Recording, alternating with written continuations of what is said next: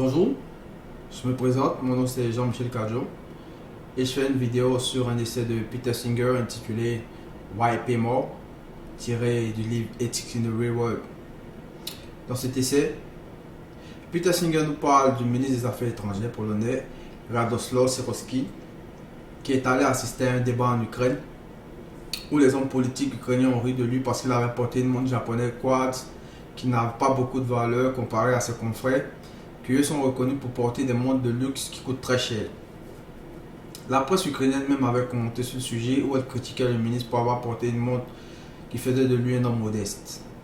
Dans cet essai, Peter Singer nous fait comprendre qu'on ne devait pas rire de quelqu'un à cause de son choix d'humilité et de simplicité parce que ça encourage d'autres personnes à joindre cette manière ignorante de penser. Pour lui, on devrait plutôt se moquer des politiciens qui rient de Sikorski parce que, premièrement, il paye un produit qui coûte 200 fois plus cher, mais qui a une qualité inférieure comparée à une montre qui seulement a une durée de vie plus longue. Deuxièmement, les montres de luxe sont trop complexes et pour le prix qu'il paye, ils devraient être faciles à utiliser et à entretenir. Ce qui n'est pas le cas.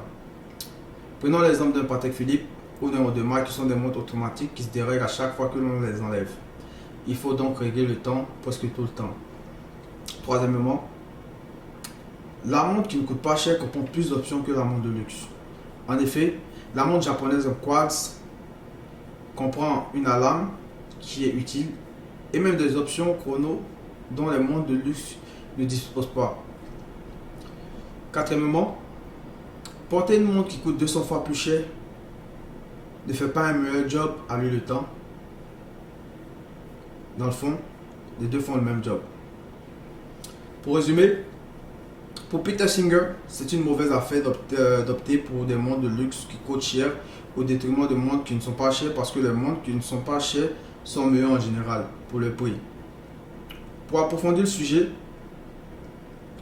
l'économiste Austin Veblen explique dans son livre intitulé Theory of the Leisure Class qu'à partir du moment où la base du statut social devient la richesse elle-même, au lieu de la sagesse, la connaissance, l'intégrité morale, les riches n'ont donc pas d'autre objectif à part flasher leur richesse.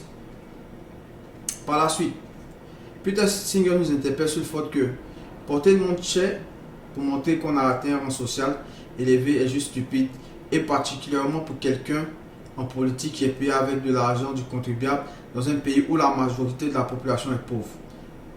Pour celui-ci, il qualifie ce geste d'arrogance, surtout dans un pays comme l'Ukraine, où le taux de corruption est l'un des plus élevés au monde.